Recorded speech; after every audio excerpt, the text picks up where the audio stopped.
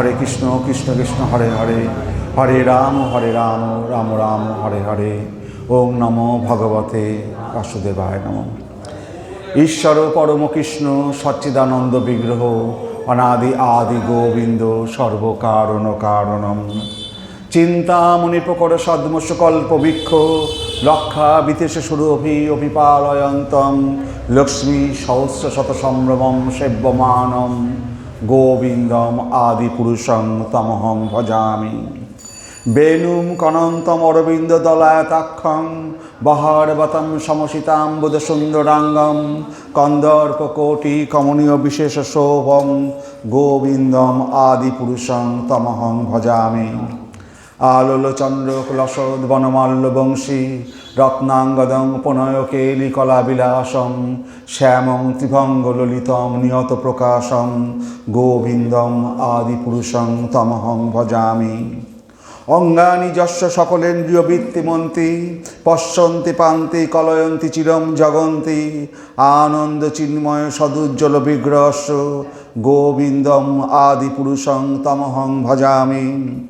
অদ্বৈতম অচ্যুতম অনাদি অনন্ত রূপম, আদ্যম পুরাণ পুরুষম নবযৌবনঞ্চ, বেদেষু দুর্লভম অদুর্লভম আত্মভক্ত, গোবিন্দম আদিপুরুষং তমহং ভজামি।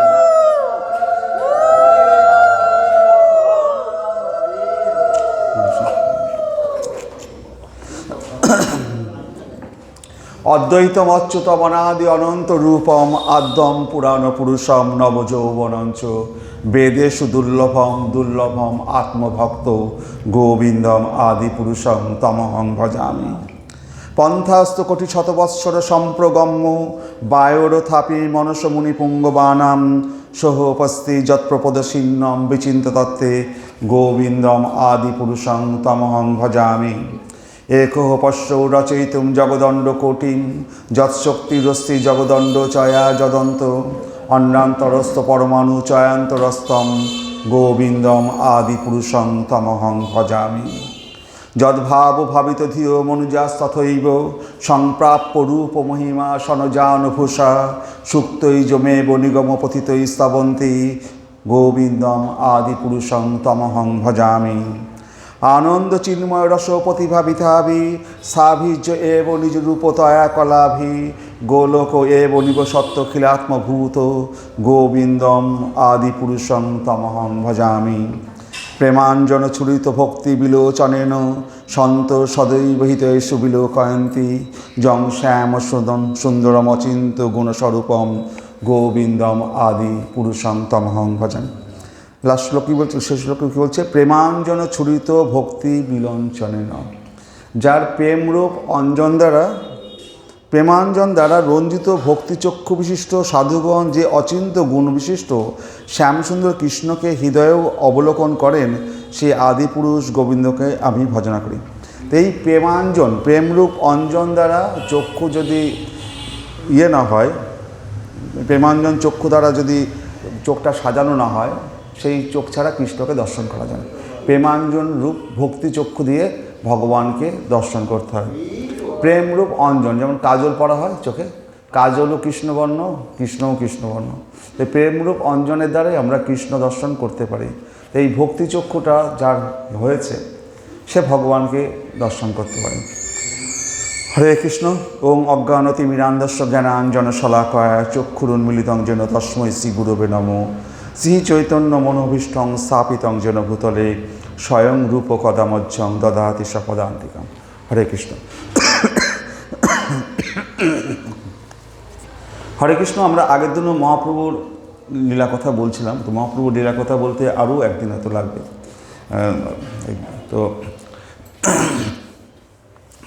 তো আমাদের কৃষ্ণদাস কবিরাজ গোস্বামী নিত্যানন্দ প্রভু আদেশ দিলেন যে কৃষ্ণদাস কবিরাজ গোস্বামীকে তুমি চৈতন্য লীলা বর্ণনা করো, চৈতন্য চৈতামৃত লেখার জন্য অনুমতি দিলেন। তো কৃষ্ণদাস কবিরাজ গোস্বামী ছিলেন এই নদিয়া কাটোয়া অঞ্চলে। তো নিত্যানন্দ প্রভুর আদেশে তিনি বৃন্দাবনে গেলেন। তো বৃন্দাবনে কেন গেলেন কবিরাজ গোস্বামী? কারণ কি? কারণ এই নিত্যানন্দের মহাপ্রভুর যে লীলা, এই মহাপ্রভুর লীলা একমাত্র রূপ সনাতন গোস্বামী আর সেখানে আমাদের কে আছে, রঘুনাথ দাস গোস্বামী। এই রঘুনাথ দাস গোস্বামী মহাপ্রভুর সাথে দীর্ঘদিন একসাথে মহাপ্রভুর লীলাগুলো তিনি নিজে চোখে দর্শন করেছেন।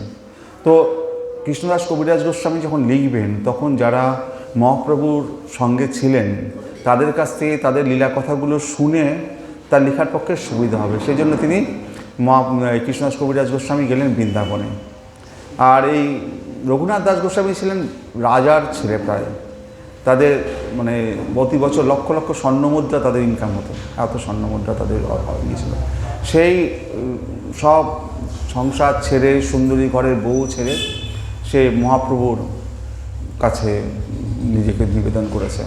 এই রঘুনাথ দাস গোস্বামীর জন্যই আমরা পানিহাটের আমরা যে লীলাটা পাই, পানিহাটি লীলা, এই রঘুনাথ দাস গোস্বামীর লীলা। রাজার ছেলের দধিচিরা উৎসব হয়।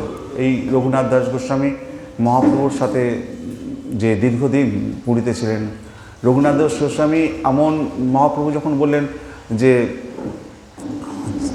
তুমি মানে গ্রাম্য কথা না শুনিবে, গ্রাম্য কথা না কইবে। এই গ্রাম্য কথা কি? আমরা যেমন এখানে এসে গল্প করি, বাড়ির কথা, এই কথা, এগুলো হচ্ছে গ্রাম্য কথা। একমাত্র কৃষ্ণ কথা ছাড়া কোনো কথা বলবে না। এইভাবে মহাপ্রভুর নির্দেশে রঘুনাথ দাস গোস্বামী পুরীতে রাজার ছেলে হলে কী হবে, প্রথম তাকে প্রায় 2500 স্বর্ণমুদ্রা না 250 স্বর্ণমুদ্রা পাঠানো হতো। সেই যুগে স্বর্ণমুদ্রার অনেক। তো রঘুনাথ দাস গোস্বামী প্রথম সেই স্বর্ণমুদ্রা দিয়ে প্রতি মাসে বিরাট ভোজ দিত। মহাপ্রভুকে নিমন্ত্রণ করতো, মহাপ্রভু খেতেন। আস্তে আস্তে রঘুনাথ দাস সেটা বন্ধ করে দিলেন। মহাপ্রভু একদিন বললেন, আরে রঘুনাথ তো আমাকে আর নিমন্ত্রণ করে না, প্রতি মাসে বাবার কাছ থেকে টাকা আসে, সেই টাকা এত বড় ভোজ দেয়, আমাকেও নিমন্ত্রণ করে, এখন তো আর নিমন্ত্রণ করে না। স্বরূপ দামোদরকে বলছে, ও এখন কি করে, রঘুনাথ দাস কি করে, কি খায়, কোথায় থাকে, আর তো নিমন্ত্রণ করে না আমায়। তখন স্বরূপ দামোদর বলছেন, কি আর বলবো প্রভু, ও পিতার কাছ থেকে যে অর্থটা পেতে সে অর্থটাও বন্ধ করে দিয়েছে, সেই জন্য আর ও ভোজ দেয় না। তো ভালোই হয়েছে, ধনীর অর্থ না গ্রহণ করাই ভালো, তাতে হয়। ধনীর যে অর্থের মধ্যেও মানে যেমন আমাদের 17তম গুণ, ধনীর অর্থের মধ্যে সেই গুণ থাকে। সে বলছে যে ধনীর অর্থ নাও বন্ধ করেছে, ভালোই হয়েছে। তো কি আরেকদিন বলছেন মহাপ্রভু যে, আরে ওকে তো আর দেখতে পাই না, কি করে, কি খায়, দেখাও যায় না, কি করে। তখন বলছে, কি বলবো প্রভু, ও তো সেই সিংহধারে বসে সেই যারা ভিক্ষা দেয় একটু মহাপ্রভুর প্রসাদ একটু দেয়, তাই খায়। তো তাই খায়, এ তো যাচনা করে খাওয়া, ভিক্ষাবৃত্তি, এরকম মহাপ্রভু একটু বলেছে। সেটাও রঘুনাথ দাস কানে গেছে। তো মহাপ্রভু আরেকদিন বলছে যে, স্বরূপ সিংহধারেও তো আর রঘুনাথকে দেখা যায় না, কি করে, কোথায় আছে, কি খায়। তো স্বরূপ দামোদর বলছে, প্রভু আর কি বলবো, সিংহদ্বারে যে একটু ভিক্ষা করে যে অন্ন একটু পেশ পেত ভগবানের প্রসাদ, সেটাও খাওয়া বন্ধ করে দিয়েছে, সাধু সেটাও বন্ধ করেছে। এখন কি খায় প্রভু বলতে গেলে কষ্ট হয়। ওই যে ভগবানের প্রসাদগুলো যেগুলো পচে গেছে, ফেলে দেওয়া হয় ড্রেনের মধ্যে দিয়ে, যেখানে সেই কালিনী গাভীগুলোও খায় না, মুখ দেয় না, পচে গেলে ওই অন্যের কালিনী গাভীগুলো, গরুগুলো মুখ দেয় না। রঘুনাথ দাস গোস্বামী সেগুলোকে তুলে নিয়ে আসে, তুলে নিয়ে এসে জল দিয়ে ধুয়ে উপরের যে পচা অংশটা সরে গিয়ে তলায় যে আঁশটা থাকে, সেই আঁশটা বের করে রেখে দেয় একটা পাত্রে, সেইটা প্রসাদ খায়। তো মহাপ্রভু ছুটতে গেলেন, চলো রঘুনাথ দাসকে দেখে যায়। রঘুনাথ দাস গোস্বামীর ঘরের মধ্যে ঢুকে যাচ্ছে মহাপ্রভু। প্রভু মহাপ্রভু আর কিছু বলছে না। রঘুনাথ মহাপ্রভু বলছে যে, ওই ঢাকার মধ্যে কি আছে রঘুনাথ, প্রভু ওদিকে তাকাবেন না প্রভু।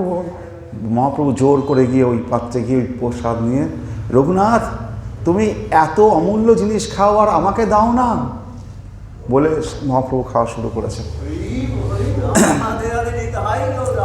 তো এই রঘুনাথ দাস গোস্বামী কোথায়, সেই রাজার ছেলে, জগন্নাথের প্রসাদ ফেলে দেওয়া হচ্ছে, যে কালিনী গরুগুলো গাভীগুলো মুখ দেয় না, সেইগুলোকে নিয়ে এসে ধুয়ে পরিষ্কার করে তার থেকে উপরের পচা অংশটা ফেলে দিয়ে ভিতরে যে আঁশটা থাকে সেইটা বের করে যতটুকু হয় ওইটুকু খেয়ে দিন যাপন করেন। তো রাজার ছেলে সে সব কিছু ছেড়ে, ঘর বাড়ি সংসার ছেলে, সে আজকে কিসের জন্য এরকমভাবে প্রসাদ গ্রহণ করছে। তো এইভাবে রঘুনাথ গোস্বামী দীর্ঘদিন মহাপ্রভুর সাথে যখন ছিলেন, তারপরে যখন মহাপ্রভু অন্তর্ধান হলেন, রঘুনাথ দাস গোস্বামী সোজা চলে আসলেন বৃন্দাবনে। বৃন্দাবনে এসে তিনি ঠিক করেছেন যে গোবর্ধন পাহাড় থেকে মানে তিনি ঝাঁপ দেবেন, ঝাঁপ দিয়ে দেহ রাখবেন। তো এই অন্তরের কথা সনাতন গোস্বামী, রূপ গোস্বামী জেনে গেছে, রঘুনাথ গোস্বামী অন্তর্ধান। তো তখন সনাতন গোস্বামী রঘুনাথ গোস্বামীকে বলল যে তুমি আমাদের তৃতীয় ভাই, আমরা তো দুই ভাই আছি, তুমি আমার তৃতীয় ভাই, মহাপ্রভুর যে নির্দেশ দিয়ে গেছে তুমি আমাদের সাথে থাকবে। তো এইভাবে রঘুনাথ দাস গোস্বামী এই বৃন্দাবনে সনাতন রূপ গোস্বামীর কাছে ছিলেন। আর থাকতেন কোথায়? আমাদের যে রাধাকুণ্ড, শ্যামকুণ্ড, দেখবেন রাধাকুণ্ডে যে সাদা একটা সমাধি আছে, ওটা হচ্ছে রঘুনাথ দাস গোস্বামীর সমাধি।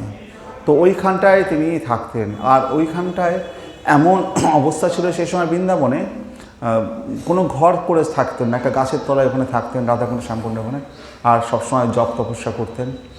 আর বন বাদার ছিল, বাঘ সিংহ তখন উপস্থিত থাকতো। আর সনাতন গোস্বামী কী করতেন? ঘোড়ায় করে করে পুরো বৃন্দাবন ঘুরতেন এবং সমস্ত বৃন্দাবনবাসীরা সনাতন গোস্বামীকে বাবাজি বলে ডাকতেন। আর উনি তো হুসেন শাহের মন্ত্রী ছিলেন, তো সনাতন গোস্বামীকে সবাই মানে তারা বাবাজি বলে সম্মান করতেন। কার কোনো সমস্যা আছে কিনা সেগুলো তিনি সমাধান করতেন। আর তারপরে ওই গোবর্ধন পরিক্রমা করতেন প্রতিদিন এই সনাতন গোস্বামী হেঁটে। আর ওই রঘুনাথ দাস গোস্বামীর কাছে দেখা করতেন, রাধাকুণ্ডের রঘুনাথ দাস গোস্বামী বসে থাকতেন। একদিন সনাতন গোস্বামী দেখা করতে এসছেন, রঘুনাথ গোস্বামী দেখছেন যে রাধারানী, রঘুনাথ দাস গোস্বামী চোখ বন্ধ করে এমন তপস্যা করছে, জপ করছে হরে কৃষ্ণ। রাধারানী, রোদ পড়ছে তো সূর্যের আলোয়, গায়ে রোদ লাগছে, রাধারানী আঁচল দিয়ে রঘুনাথ দাস গোস্বামীর সামনে দাঁড়িয়ে আছে যাতে ওর গায়ে রোদ না লাগে। আর দূরে একটা লাঠি হাতে কৃষ্ণ দাঁড়িয়ে আছে, বাঘসিংহ যদি এসে রঘুনাথ দাস ক্ষতি না করে।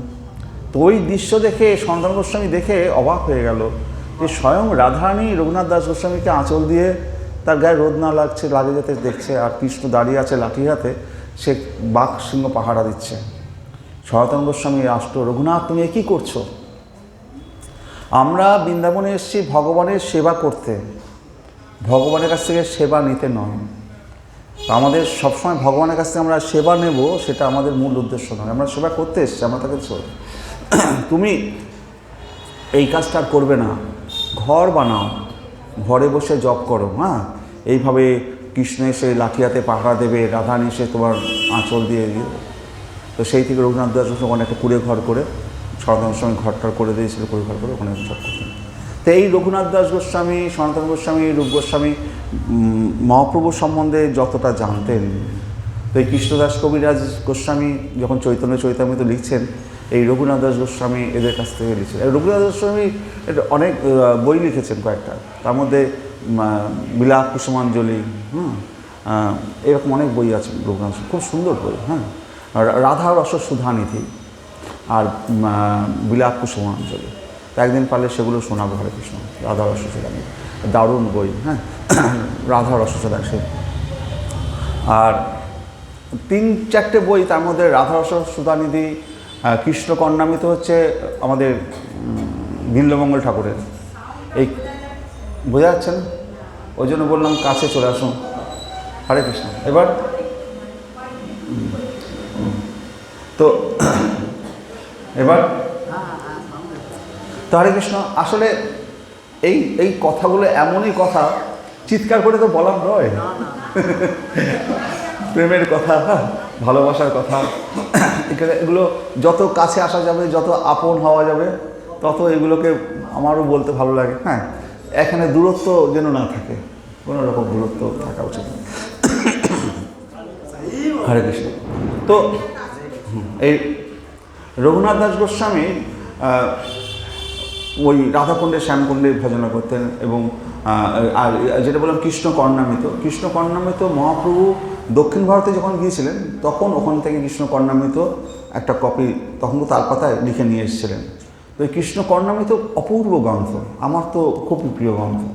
মহাপ্রভু ওই কৃষ্ণ কর্ণামৃতটা স্বরূপ দামোদর রায় রামানন্দের সাথে যখন গম্ভীরায় থাকতেন, এই কৃষ্ণ কর্ণামৃত মহাপ্রভু আস্বাদন করতেন। তো কৃষ্ণ কর্ণামৃত স্বয়ং মহাপ্রভু যখন আস্বাদন করতেন, তার মানে বুঝতে হবে সেই গন্ধের মাধুর্য কতটা আছে। হরে কৃষ্ণ। আমি এরপরে আরেকদিন মহাপ্রভুর কথা বলবো, তারপরে আমি কৃষ্ণ কর্ণামৃত একদিন পাঠ শোনাবো। হরে কৃষ্ণ। তাহলে মহাপ্রভুর লীলা বর্ণনা করবার জন্য বৃন্দাবনের সকল, এবার আমাদের কৃষ্ণদাস কবিরাজ গোস্বামী যখন আমাদের বৃন্দাবনে এসছেন, তখন কৃষ্ণদাস কবিরাজ গোস্বামী মানে বৃন্দাবনে সেই সময় সমস্ত আচার্যরা ছিল, গুরুরা ছিল, তারা সবাই কৃষ্ণদাস কবিরাজ গোস্বামীর কাছে প্রার্থনা করলো যে কৃষ্ণদাস কবিরাজ গোস্বামী, তো আপনি মহাপ্রভুর লীলা কথা আমাদেরকে শোনান, সেইগুলো আপনি লিখুন, আমাদেরকে আমরা সেটা শুনতে চাই।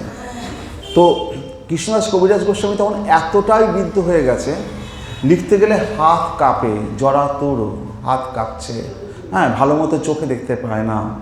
সেই কৃষ্ণদাস কবিরাজ গোস্বামীকে বৃন্দাবনের বড় বড় আচার্য গুরুদেবরা বলছেন, তুমি মহাপ্রভুর লীলা কথা রাখো, আমরা সেটা শুনতে চাই।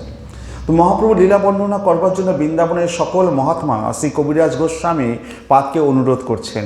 তখন কবিরাজ গোস্বামী জরাতুর বৃদ্ধ হয়ে গেছেন, তাই মদনমোহনের নিকট প্রার্থনা জানালেন। মদনমোহন আছেন, সেই কথা কবিরাজ গোস্বামী নিজে স্বীকারও করেছেন। আর যখন মদনমোহনের কাছে প্রার্থনা করছেন, তো মদনমোহনের থেকে গলার মালাটা খুলে গেল, খুলে যখন পড়ে গেল, তখন কবিরাজ গোস্বামী বুঝলেন যে মদনমোহন আমাকে কৃপা করেছেন। তারপরে তো স্বপ্নে বিশেষ করে কৃপা দিয়েছেন। তো কবিরাজ গোস্বামী বলছে যে সে কথা কবিরাজ গোস্বামী নিজে স্বীকার করেছেন। তাই বলছে শ্রী কবিরাজ গোস্বামী বলছেন যে গোস্বামী পাদের লেখনী মদনমোহনের লেখনী। তো এই যে কৃষ্ণ চৈতন্য চরিতামৃত তো লিখেছে কৃষ্ণদাস কবিরাজ গোস্বামী, কিন্তু কে লিখিয়েছে? মদনমোহন।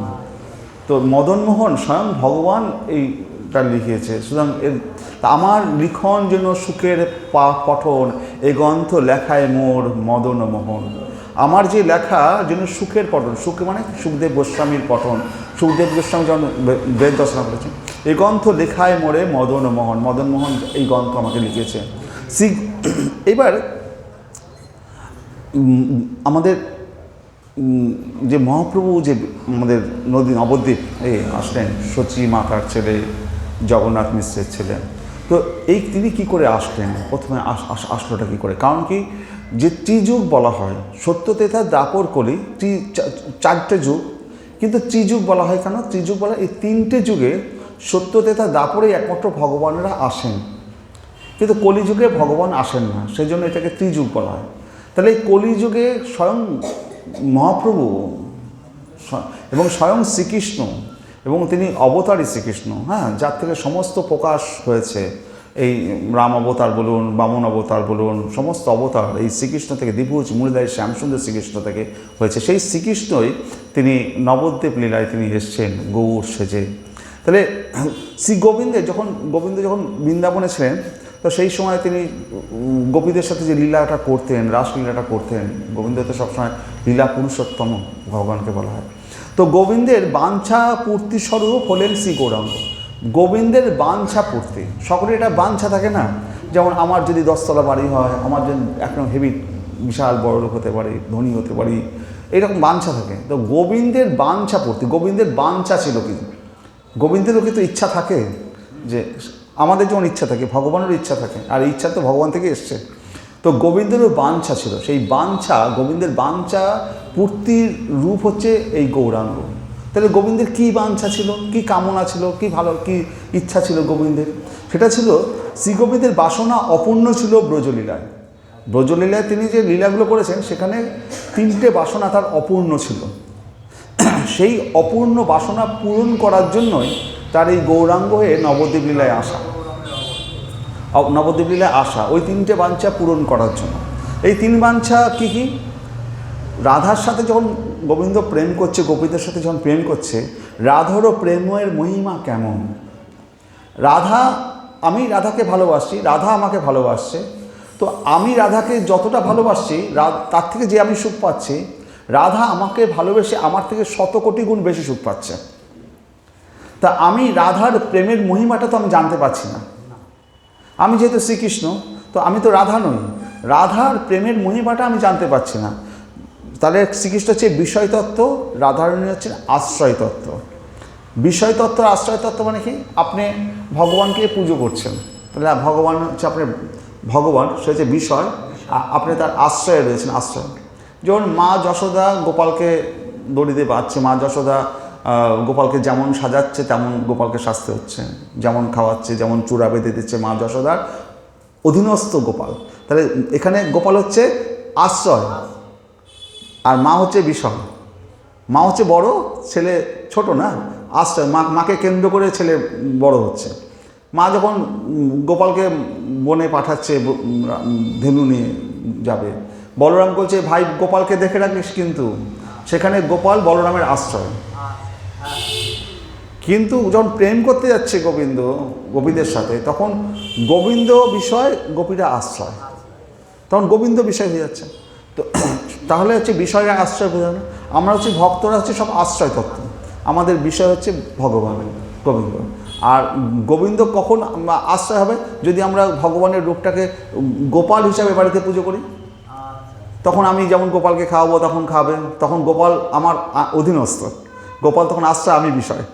আমি যেমন খাওয়াবো গোপাল তেমন খাবে। আর যখন দ্বিভুজ মূলধর শ্যামসুন্দর শ্রীকৃষ্ণ, তখন ও বিষয়, আমি আশ্রয়। তো যখন বৃন্দাবন লীলায় যখন গোপীদের সাথে প্রেম করছে, রাধার মহিমা কেমন সেটা গোবিন্দ জানতে পারছে না। আর আমার অদ্ভুত মাধুর্য যা রাধা আস্বাদন করেন সেটা কেমন, মানে গোবিন্দ কেমন দেখতে নিজেকে তো নিজে দেখতে পাচ্ছে না। আমার মাধুর্যটা তো গোবিন্দ নিজেরটা জানতে পারছে না। আয়নার মধ্যে কখনো কখনো গোবিন্দ যখন জলের মধ্যে নিজের মুখ দেখে গোবিন্দ মূর্ছিত হয়ে গেছিল, স্বয়ং শ্রীকৃষ্ণ নিজের মুখ দেখে মূর্ছিত হয়ে যায়, এত সুন্দর আমি দেখি, নিজের জানে না তো সে কতটা সুন্দর। গোবিন্দ নিজে জানে না আমার মাধুর্যটা কতটা, সে নিজে তো না, সে জানে না তার মাধুর্য কতটা। কিন্তু আমার অদ্ভুত মাধুর্য যা রাধা আস্বাদন করেন সেটা কেমন। আর এই গোবিন্দ মাধুর্য আস্বাদন তো রাধারানী যতটা আস্বাদন করতে পারেন, অন্যান্য গোপীরা ততটা আস্বাদন করতে পারেন না। আর আমরা তো কোন দূর ছাড়, আমাদের সামনে যদি কৃষ্ণ আসেও আমরা কৃষ্ণের মাধুর্য আস্বাদন করতে পারবো না, এতটাই কৃষ্ণের আস্বাদন করার ক্ষমতা আমাদের নেই। আমাদের দু চোখের সেই প্রেমাঞ্জন ছুরিত ভক্তি বিলোচনের না হলে পরে সে গোবিন্দকে আস্বাদন করার ক্ষমতা আমাদের নেই। যদি রাধারানী কৃপা করে আমাদের আস্বাদন করিয়ে দেন তাহলে, বা গুরুদেব আমাদেরকে যদি আস্বাদন করিয়ে দেন, তবে আমরা আস্বাদন করতে পারবো। তা আমাদের ব্যক্তিগত চেষ্টায় আমাদের একটা হাত পা বাঁধা। আমরা ছোট্ট পিপিলিকার মতো কতটুকু মধু আহরণ করব? ওই বিশাল সমুদ্রের মতো যার মাধুর্য লীলা, তার পিঁপড়ের মতো শরীর নিয়ে আমি কতটুকু আস্বাদন করতে পারবো? যদি আমি নিজে আস্বাদন করতে যাই, সেই অমৃত ভাণ্ডারে পড়ে গিয়ে হাবুডুবু খেয়ে আর উঠতেই পারবো না। যদি জিভে একটু লাগিয়ে দেয় রাধারানী, গুরুদেব, গোপীরা, তাহলে পরে আমি আস্বাদন করতে পারবো, তাতে আমি সন্তুষ্ট পাবো। তাই বলছি যে তাহলে আমার অদ্ভুত মাধুর্য যা রাধার আস্বাদন করেন সেটা কেমন আমি জানতে পারছি না। আর আমাকে অনুভব করে রাধার কী জাতীয় সুখ হয়, আমাকে অনুভব করে রাধার কী জাতীয় সুখ হয় সেটাও আমি পাচ্ছি না। কারণ আমি আস্বাদন করে যেটুকু সুখ পাচ্ছি, রাধারানী আমাকে আস্বাদন করে শতকোটি গুণ সুখ পাচ্ছে। এই তিনটে জিনিস ব্রজলীলায়, বৃন্দাবন লীলায় গোবিন্দ জানতে পারেননি। তো গোবিন্দের লোভ হয়েছে যে এই তিনটে বিষয় আমার জানতে হবে। তাই এই লোভের জন্য তিনি এই গৌরাঙ্গ রূপে মা নবদ্বীপ লীলায় তিনি এসছেন এই তিনটে জিনিস আস্বাদন করতে। রাধা ভাবদূতি সুমিলিতম নৌমি কৃষ্ণ স্বরূপম। রাধা সেই ভাবকান্তিকে তিনি গ্রহণ করেছেন, স্বয়ং শ্রীকৃষ্ণ রাধার ভাবকান্তিকে গ্রহণ করে কৃষ্ণ কৃষ্ণ বলে তিনি কাঁদছেন। স্বয়ং শ্রীকৃষ্ণ রাধারানী যেভাবে কৃষ্ণ কৃষ্ণ করে কেঁদেছেন, তো কৃষ্ণ কৃষ্ণ করে কাঁদছেন, কারণ রাধারানী যেভাবে কৃষ্ণ কৃষ্ণকে ভজনা করে যে সুখ পায়, রাধারানী যেভাবে কৃষ্ণকে দর্শন করে যে সুখ পায়, তো এইভাবে সে কৃষ্ণ দর্শন করে সেই সুখ, সেই আস্বাদনগুলো করতে চাইছে রাধার ভাবকান্তিকে অবলম্বন করে আমাদের গৌরলীলায়। যে কারণে মহাপ্রভু স্বয়ং গোবিন্দ শ্রীকৃষ্ণ তিনি জগন্নাথের সামনে নৃত্য করছেন, পুরী যখন রথযাত্রা জগন্নাথের সামনে নৃত্য করছেন, কারণ তিনি রাধা ভাবে তিনি জগন্নাথকে দর্শন করতে চাইছেন। স্বয়ং শ্রীকৃষ্ণ এবং রাধা ভাবে জগন্নাথ। আর মহাপ্রভু নৃত্য দর্শন করে জগন্নাথ পর্যন্ত বিস্মিত হয়ে যাচ্ছে, কারণ এখানে তো মহাপ্রভু একা নৃত্য করছেন না, তার মধ্যে তো দুই স্বরূপ, রাধা এবং গোবিন্দ একসাথে, দুজন একই দেহ, এক দেহ এক তনু দুই দেহ, তো দুই রাধা এবং শ্রী, তারা দুজন মহাপ্রভু নৃত্য করছে, জগন্নাথ পর্যন্ত, পুরীর জগন্নাথ সে পর্যন্ত অবাক হয়ে যাচ্ছে যখন সে নৃত্য করছে। এই হচ্ছে মহাপ্রভু। তাহলে আমাকে অনুভব করে রাধার কী জাতীয় মহিমা হয়, এই তিন বাঞ্ছা পূর্ণ করার জন্য শ্রী গোবিন্দর ছিল। তো শ্রী গোবিন্দের এটা ছিল ব্রজলীলায়, তখন শ্রী গোবিন্দ ছিলেন বিষয়তত্ত্ব, আর রাধাদি অন্যান্য গোপ বালাগণ ছিল তখন আশ্রয় তত্ত্ব। কিন্তু গোবিন্দ কী চাইছেন, তিনি আশ্রয় তত্ত্ব চাইছেন, গোপী হতে চাইছেন, রাধারানী হতে চাইছেন। তো রাধার ভাবকান্তিকে নিয়ে তিনি এখন আশ্রয় হতে চাইছেন, আর গোবিন্দকে বিষয় তত্ত্ব করতে চাইছেন। তো শ্রী রাধায়া প্রণয় মহিমা কীদৃশ্য বানয়ই বা, শ্রী রাধার প্রণয় মহিমাটা কীরকম সেটা জানার জন্য সাধ্য যেন অদ্ভুত মধুরিমা কীদৃশ্য মা মদীয় সখ্যাঞ্চস্যা মদনুভবত কীদৃশম বেতি লোভা তদ্ভাবাঢ্য সমজনী শচীগর্ভ সিন্ধু হরিন্দু, মানে কীদৃশম বেতি লোভা, এই লোভের ফলে তদ্ভাবাঢ্য সেই রাধারানীর ভাবকে তিনি অঙ্গীকার করে সমজনী শচীগর্ভ সিন্ধু হরিন্দু, শচীগর্ভ মানে আমাদের শচী মাতার গর্ভে সেই সমুদ্রে এই হরিন্দু, এই হরি আমাদের এসছেন গৌরাঙ্গ মহাপ্রভু হয়ে। তাহলে কৃষ্ণের যে তিনটি অপূর্ণ বাঞ্ছা, তা বিষয়তত্ত্বের অনুরূপ বাঞ্ছা হয়নি। কৃষ্ণ তো যে বাঞ্ছাগুলো করছে সেটা তো বিষয়তত্ত্বের বাঞ্ছা নয়, সেটা তো আশ্রয় তত্ত্বের বাঞ্ছা। তিনি নিজেই বিষয়তত্ত্ব হয়েও আশ্রয় তত্ত্বের মতন বাঞ্ছাটা হয়েছে। রাধার প্রেম মহিমাটা কেমন, রাধার ভালোবাসাটা কীরকম মিষ্টি, তা তো কৃষ্ণের জানার কথা নয়। তাই তিন বাঞ্ছা পূরণের জন্যই গৌর অবতার। গৌরাঙ্গ স্বরূপ হলো গোবিন্দের প্রিয়তম অবতার। যদিও তিনি অবতার নন, তিনি অবতারই। ঠাকুরানীর মনের বাসনাও পূরণ, তার তনু একীভূত হয়ে, তাহলে একীভূতম বপু রাধায়া মাধবস্য, রাধার সঙ্গে মাধবের একীভূত বিগ্রহ তোমাদের রক্ষা করুন। এই যে গোবিন্দের ভিতরে রাধারানী রয়েছে, তো এই এক দেহের দুই, এক দেহের মধ্যে দুই, প্রথমে শ্রীকৃষ্ণ, তারপরে রাধা কৃষ্ণ বৃন্দাবন লীলায়, তারপর গৌর লীলায় আবার দুইজন এক হয়ে এক দুই এক, এক দুই এক।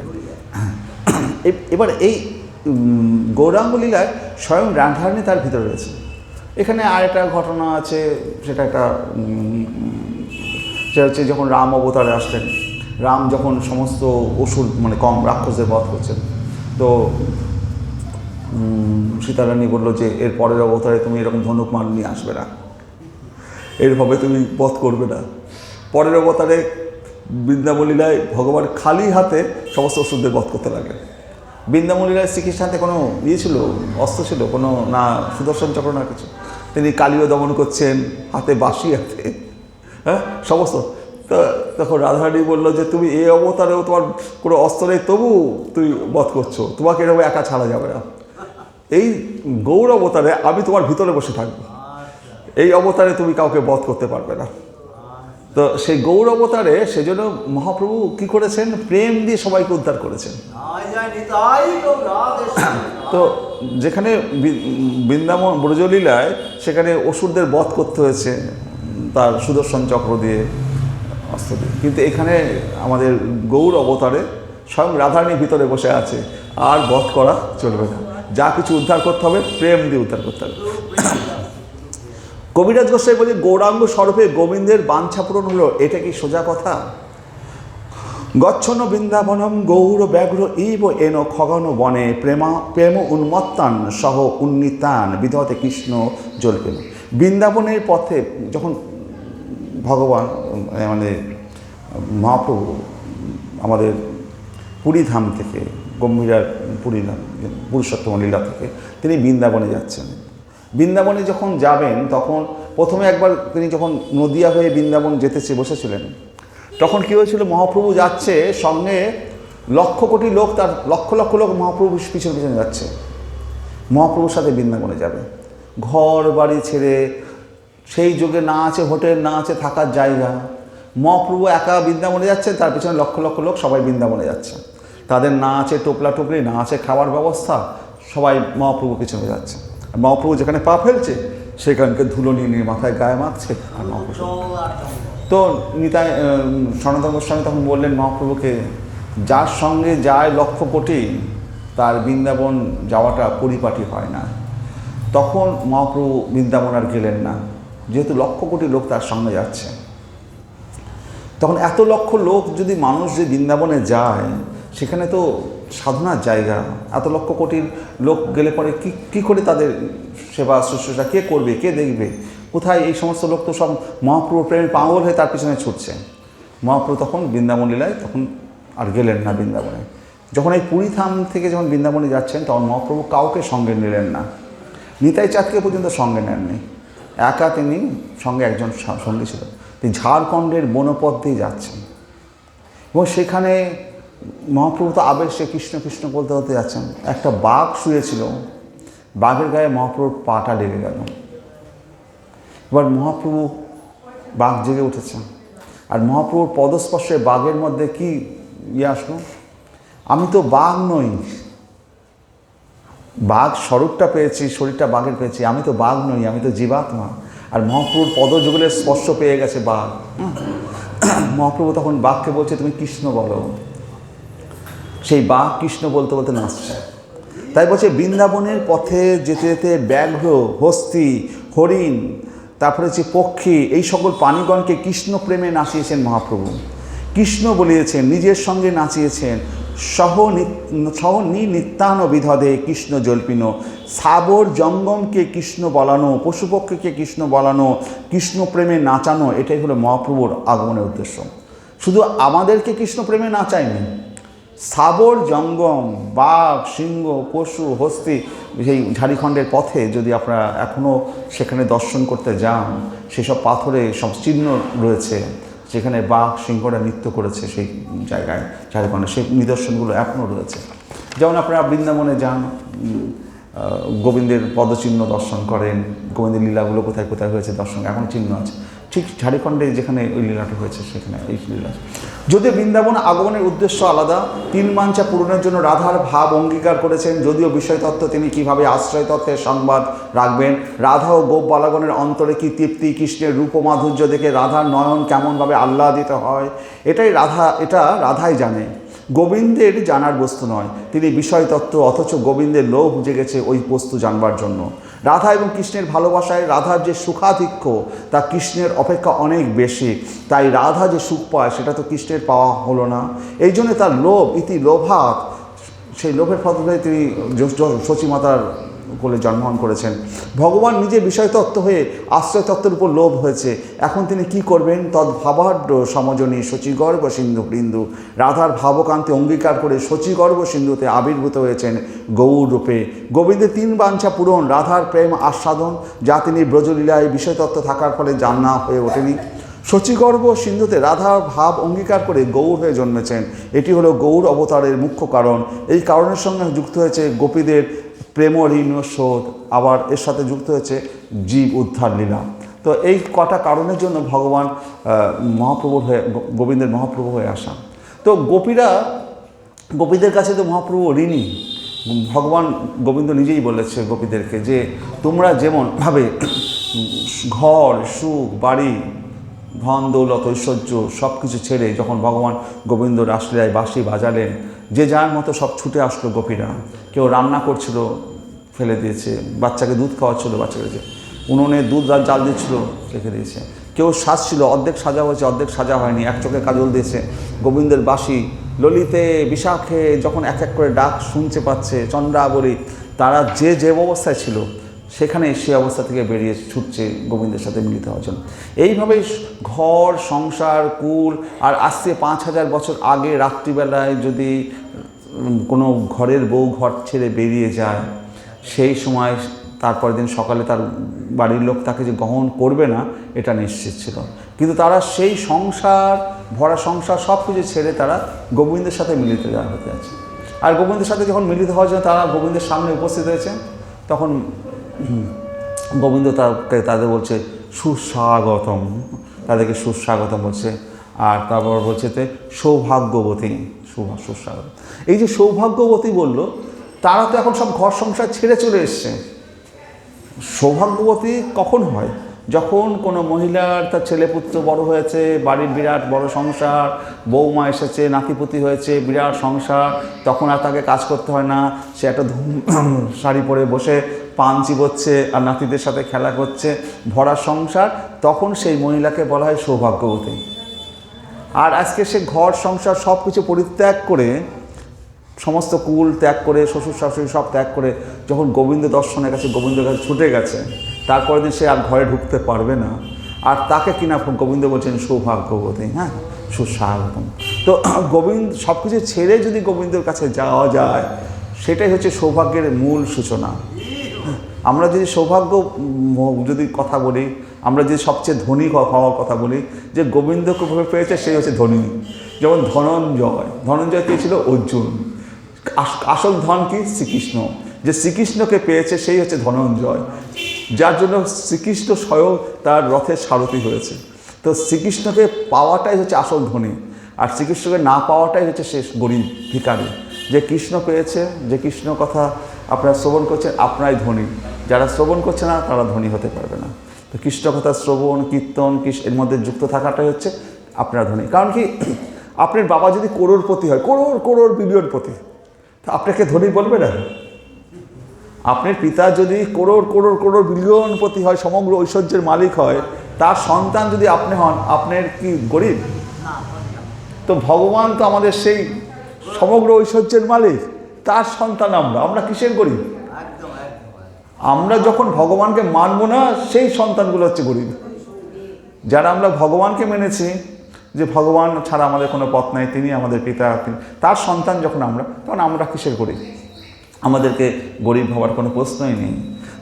তাই গোপীরা বলছে যে, হে গোবিন্দ, তুমি আমাদের ঋণ শোধ করবে ভেবেছ, তাহলে যেমনভাবে আমরা তোমাকে বুঝেছি, তোমাকেও সেইভাবে বুঝতে হবে। তো গোবিন্দ বলছে যে, ভজন করাটা তো আলাদা কথা, কিন্তু তোমরা যেভাবে বুঝেছো সেইভাবে আমি বুঝতে পারবো না। গোবিন্দ বলছে, আমার সেইভাবে তো ভজা সম্ভব নয়, কারণ গোপীদের যেভাবে বুঝেছে গোবিন্দকে, কৃষ্ণ সেভাবে কিভাবে বুঝবে? কৃষ্ণ তার কুল, তার সংসার, পরিবার, তার মা যশোদাকে কি করে ত্যাগ করবে? তার কোটি কোটি ভক্তবৃন্দ যারা গোবিন্দ চরণে পড়ে আছে, তার কুলকে সে তার শিষ্যদের, ভক্তদের কি করে পরিত্যাগ করবে? গোপীরা সমস্ত কিছু ত্যাগ করে কৃষ্ণ দর্শনে ছুটে গেছে, কৃষ্ণকে ভজন করেছে। কৃষ্ণ তো কাউকে পরিত্যাগ করতে পারছে না। গোপীরা যেভাবে ভজেছে কৃষ্ণকে সেভাবে গোবিন্দকে বুঝতে পারছে। সে তো মা যশোদাকে ত্যাগ করতে পারবে না, নন্দ মহারাজকে বলতে পারবে না। আর এই কোটি কোটি সমস্ত সাধু সন্ন্যাসী যারা গোবিন্দ ছাড়া তারা এক মুঠো অন্ন গ্রহণ করে না, গোবিন্দের জন্য যারা প্রাণ ধারণ করে আছে, নিঃশ্বাস প্রশ্বাস করছে, তো তাদেরকে গোবিন্দ কি করে ত্যাগ করবে? গোপীদের পক্ষে সম্ভব সমস্ত কিছু ত্যাগ করে গোবিন্দ চরণে নিজেকে ছুঁয়ে দেওয়া, আমাদের পক্ষে সম্ভব, কিন্তু গোবিন্দের পক্ষে সম্ভব নয় যে সমস্ত ভক্তদেরকে পরিত্যাগ করে সব কিছু ছেড়ে দিয়ে সে গোপীদের মতো গোবিন্দকে ভজনা করবে। তাহলে এই লীলায়, এই আমাদের নবদ্বীপ লীলায় গৌরাঙ্গ মহাপ্রভু গোবিন্দের ভজনা করেছে গোপী ভাবে, কিন্তু সেই ঋণ কিন্তু শোধ করতে পারেননি। হ্যাঁ, কারণ কি, গোপীরা যেভাবে ভজনা করেছে সেভাবে তো গোবিন্দের ভজনা করা। তাই বলছি যে, আবার কি, গোবিন্দকে যদি বলা হয়, সূর্যকে যদি বলা হয় যে সূর্য তুমি আসো, কিন্তু ওই আলো টালো নিয়ে আসবে না, সেটা সূর্য যেমন আসতে পারবে না, তেমনি গোবিন্দ যখন আসছে তার সমগ্র সর ঐশ্বর্য মহাপ্রভু হয় যেমন, তার যে সর ঐশ্বর্য, সমগ্র রূপ, সমগ্র যশ, সমগ্র জ্ঞান, সমগ্র বৈরাগ্য সব কিছু নিয়ে যখন গোবিন্দ আসছেন। হরে কৃষ্ণ, আপনারা কথা বলছেন কেন? হরে কৃষ্ণ, এ কোনোদিন শুনবে না। হরে কৃষ্ণ, শুনছেন? আপনি বলে দিন তো, এইগুলো করবেন না। হরে কৃষ্ণ এখন, তাহলে ওইগুলোই করুন, আমি পাঠ বন্ধ রাখি নাকি? হরে কৃষ্ণ, কি যেন বলছিলাম।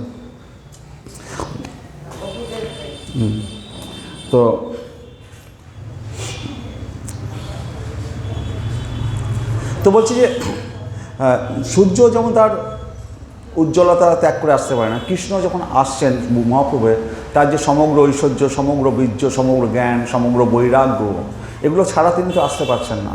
আর তিনি গোপীদের যে ক্ষেত স্বজন ত্যাগ করা আমার পক্ষেও তো সম্ভব নয়।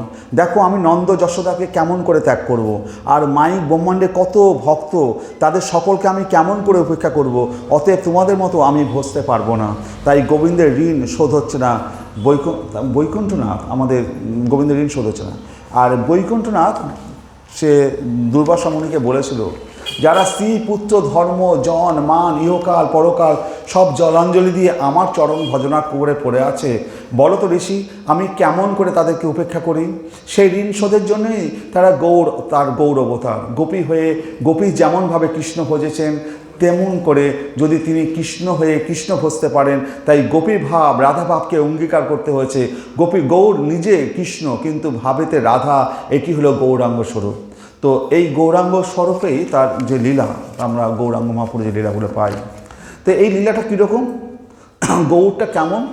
সুরেশানাম দুর্গম গতি অতিশয়ন উপনিষাদাম মুনিনাম সর্বসাম পনত পটলিনাম মধুরিমা বিনির্যাস প্রেমন নিখিল পশুপালা অম্বুজদিশাম সচৈতন্য কিম মে পুন ওপি দিশ যাস্যতি পদম।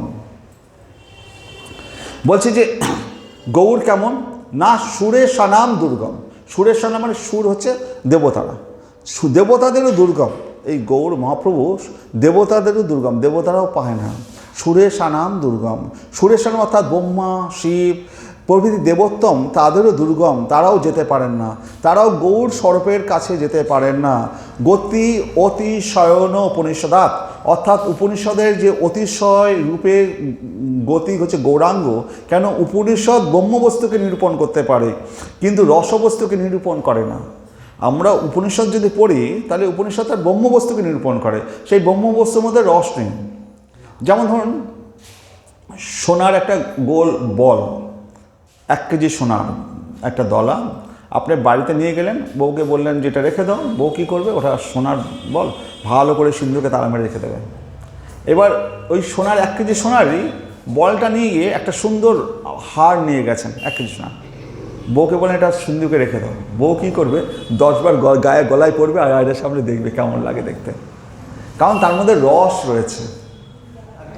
কিন্তু সোনার বলটার মধ্যে রস নেই। তো এই যে ব্রহ্মর মধ্যে কোনো রস নেই। যখন সেই ব্রহ্মই স্বয়ং গোবিন্দ হয়ে আসলেন, সেই ব্রহ্মই যখন গোবিন্দ হয়ে আসলেন, তখন গোবিন্দকে আমরা প্রেম করতে পারছি। তাকে মা যশোদা বাঁধছেন, সখরা তার সাথে খেলছেন। তো গোবিন্দকে আমরা নিজের মতো করে ভালোবাসতে পারছি, গোবিন্দকে সাজাতে পারছি। সেই ব্রহ্মবস্তুই যখন গোবিন্দ স্বরূপে আসছে, তখন রসটা তার মধ্যে থেকে আমরা পাচ্ছি। কিন্তু যখন সে ব্রহ্মবস্তু সোনার বল ছিল, তখন সেটা রস ছিল না। রস কখন আসলো? যখন সে শ্রীকৃষ্ণ স্বরূপে আসলেন। তাই বলছি যে উপনিষদ ব্রহ্মবস্তুকে নিরূপণ করতে পারে, কিন্তু রসবস্তুকে নিরূপণ করে না।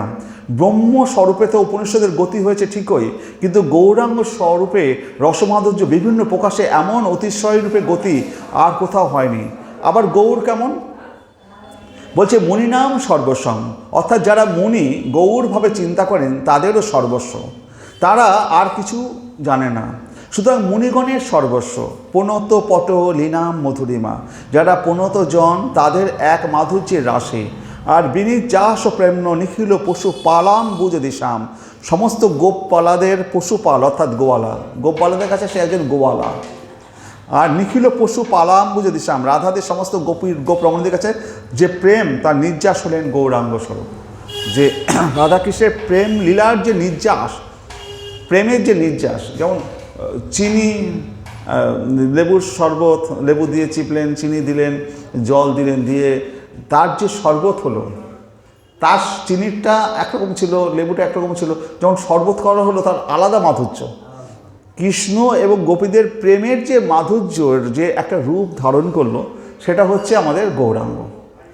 তাহলে হচ্ছে রাধা এবং গোপ রমণীদের যে প্রেম, তার যে নির্যাস হলেন যে গৌরাঙ্গ স্বরূপ।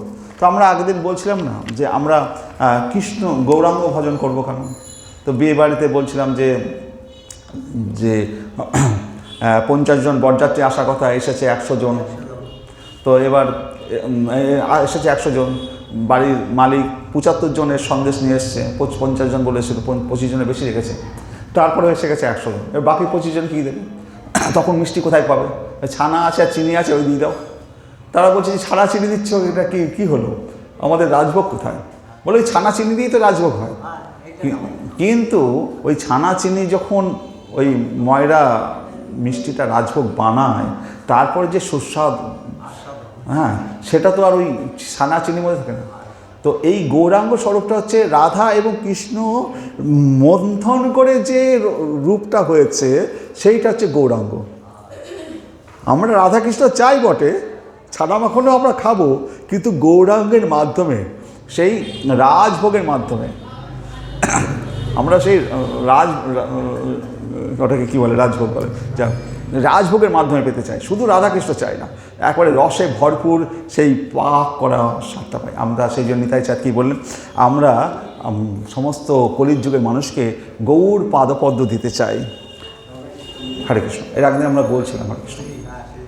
তো রূপ গোস্বামীপাদ বৃন্দাবনে বসে গ্রন্থ লিখছেন, স্বরূপে তিনি বৃন্দাবন লীলার সহচরী বা রূপমঞ্জরী। রূপ গোস্বামীও একজন মঞ্জরী। এই যে সখী আর মঞ্জরীর মধ্যে একটা পার্থক্য আছে, সেটা হচ্ছে কি, এই মঞ্জরী ভাবের যে সাধনা, এটা মহাপ্রভু আমাদেরকে দিয়ে গেছেন। মহাপ্রভুর আসার আগে কেউ রাধা রানীর কথা কোথাও ছিল না। মহাপ্রভু আসার আগে বৃন্দাবনে বা দক্ষিণ ভারতে কোথাও কৃষ্ণমূর্তির পাশে রাধারানী ছিলেন না। তো রাধারানীকে প্রকাশই করলেন মহাপ্রভু। যদি গৌর না হইতো তেমন কেমনে জানিতাম রে রাধার মহিমা। তো গৌর না আসলে আমরা রাধার মহিমা জানতাম না।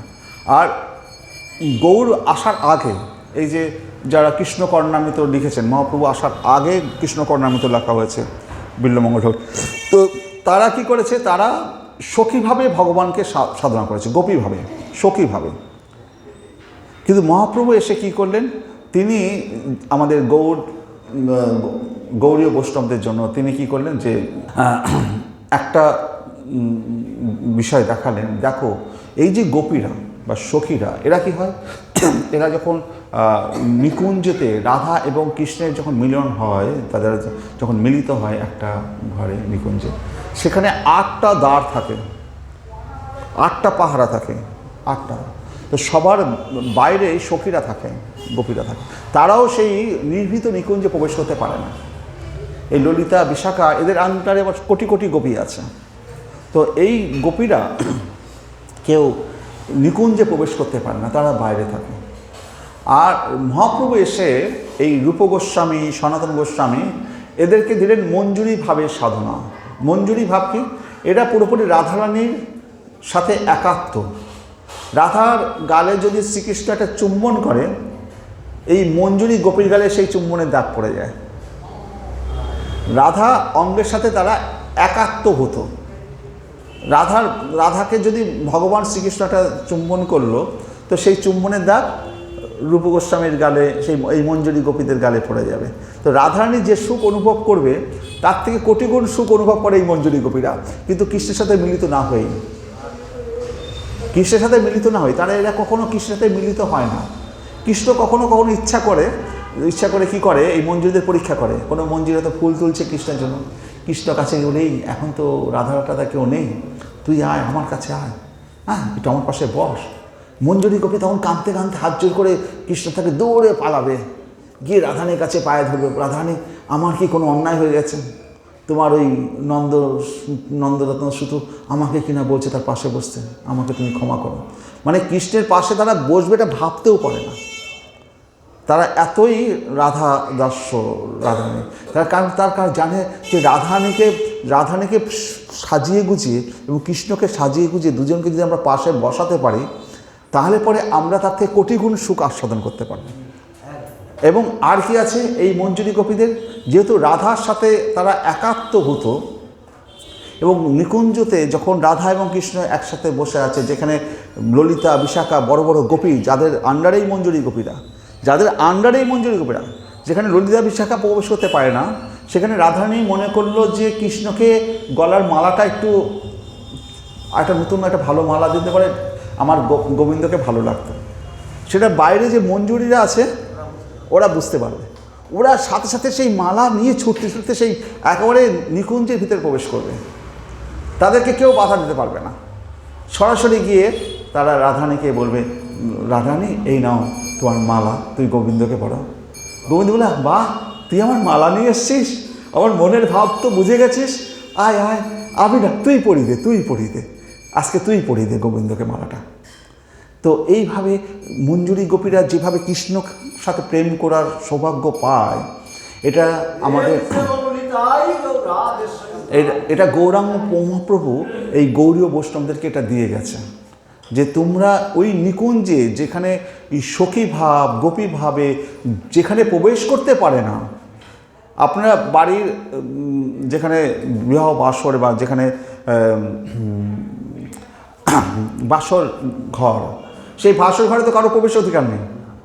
সেই রাধাকৃষ্ণের সেই বাসর ঘরে নিকুঞ্জে এই মঞ্জুরি গোপীরা সশরীরে যখন খুশি ঢুকে যেতে পারবে, কারণ এরা রাধার ভাবকান্তি নিয়ে রয়েছে এবং রাধার যা ইচ্ছা হবে সাথে সাথে সেটা বুঝতে পারবে, সাথে সাথে সেটা নিয়ে তারা প্রবেশ করবে। এই মঞ্জুরি গোপীরা যেমন একসময় রাধারানী কৃষ্ণের সাথে মিলিত হয়েছে, এটা আছে ঘটনাটা কৃষ্ণ কর্ণামৃতে, সেখানে বসে আছে। এবার রাধারানীর বাড়িতে তার যে শাড়ি বা বসনের আঁচলিটা সেটা ভুল করে থুয়ে এসছে। এবার এক মঞ্জুরি গোপীর দিকে রাধারানী তাকিয়েছে, মঞ্জুরি গোপী বুঝে গেছে রাধার মার মনের ভাবটা। মঞ্জুরি গোপী রাধারানীকে বলছে, এখন রাধারানী তো যেতে পারছে না, তো রাধারানীকে বলেছে একটু অপেক্ষা করো। মঞ্জুরি ছুটে গেছে, রাধারানী বসনটা নিয়ে এসে রাধারানীকে পরিয়ে দিয়েছে। হ্যাঁ, এটা হচ্ছে মঞ্জুরি গোপীর ভাব। হ্যাঁ, এই হচ্ছে মঞ্জুরি। তো এই রূপ সনাতন গোস্বামী, এরা হচ্ছে রূপমঞ্জুরি, এরা বৃন্দাবনে রয়েছে।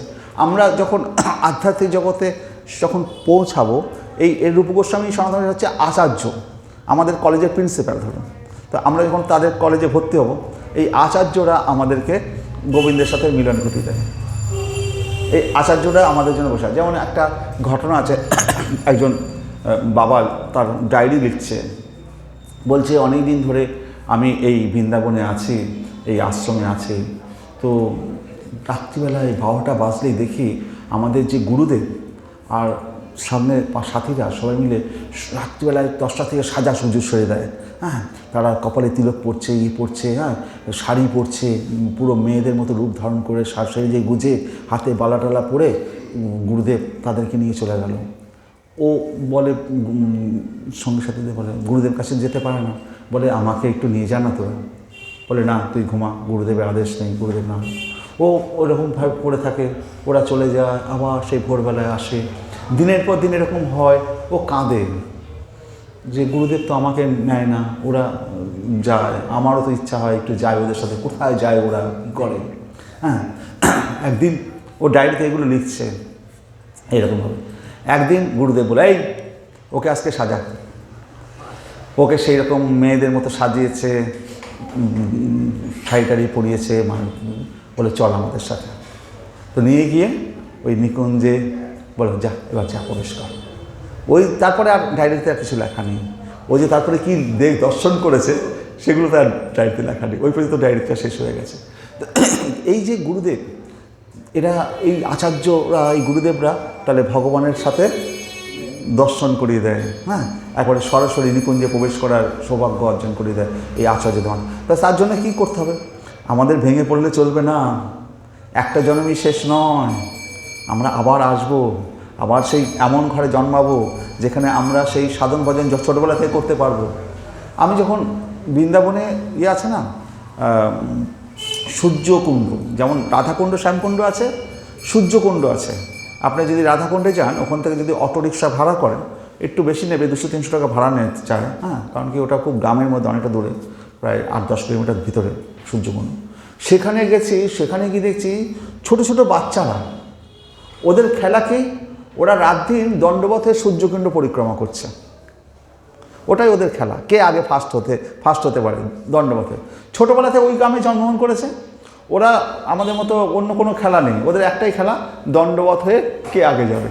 এবং সেই হুড়হুড়ি পড়ে গেছে, 20-25টা বাচ্চা একসাথে আমরা গেছি, আমরা ওখানে, আর ওই বাচ্চাগুলোকে দেখছি ওরা শুধু দণ্ডবতী খেলা খেলছে। তার মানে ছোটোবেলা থেকেই ভগবানের কাছে দণ্ডবত হচ্ছে।